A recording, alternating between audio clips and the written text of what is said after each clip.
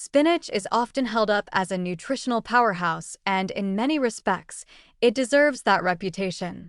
For brain health and ND+ metabolism, spinach offers several relevant nutrients, though we need to distinguish between genuine benefits and the sometimes exaggerated claims made about leafy greens.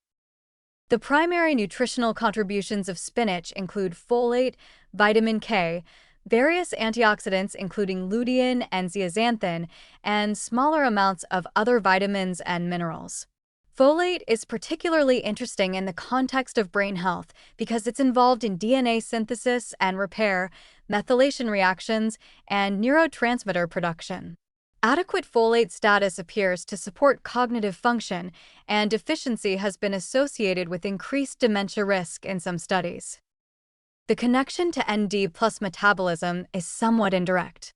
Folate doesn't directly produce NAD+, but it supports cellular repair processes and reduces inflammation.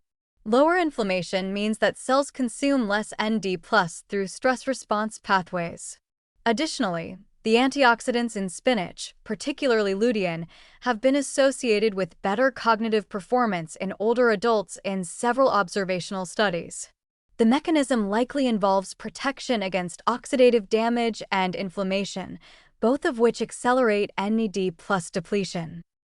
Spinach is also extremely low in calories, about 7 calories per cup of raw spinach, making it an easy way to add nutrients and volume to meals without contributing to weight gain. For individuals managing their weight as part of overall health and Alzheimer's risk reduction, spinach is nearly ideal.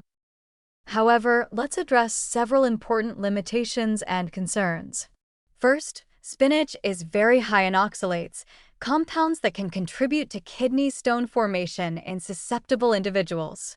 For people with a history of calcium oxalate kidney stones, high spinach consumption might not be advisable. The oxalates also bind to calcium and iron, reducing the absorption of these minerals from spinach itself.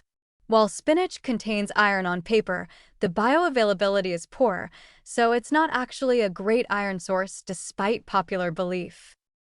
Second, spinach can accumulate nitrates from soil, particularly if grown with intensive fertilizer use. While nitrates from vegetables are generally considered safe and might even have cardiovascular benefits through nitric oxide production, excessive accumulation in certain growing conditions has raised concerns. Thoroughly washing spinach and varying your greens rather than eating only spinach can mitigate this. Third, like many leafy greens, spinach can harbor bacteria including E. coli and salmonella if contaminated during growing, harvesting, or processing. There have been numerous recalls of spinach products over the years due to bacterial contamination. This doesn't mean spinach is dangerous, but it does mean proper washing and handling are important. Regarding Alzheimer's disease specifically, the evidence for spinach or leafy greens is primarily observational. Studies show that people who eat more leafy green vegetables tend to have better cognitive outcomes, but these studies cannot prove that the vegetables cause the benefit. People who eat lots of spinach also tend to exercise more, have higher education levels, and engage in numerous other health-promoting behaviors. Disentangling the specific contribution of spinach is effectively impossible. The MIND diet, which has shown promise for cognitive health in some research, does emphasize leafy greens including spinach, recommending 6 or more servings weekly. But again, this is one component of an overall dietary pattern, not a standalone intervention.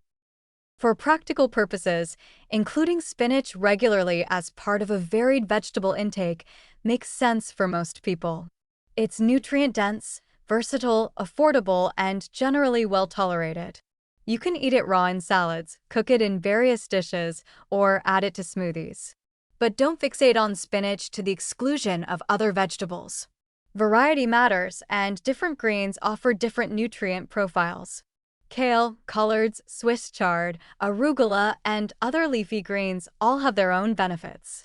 The goal is eating multiple servings of vegetables daily from various sources, with spinach as one option among many. And if you're among those who find spinach slimy or unpalatable, there's no need to force it. Other vegetables provide similar benefits for brain health and overall nutrition.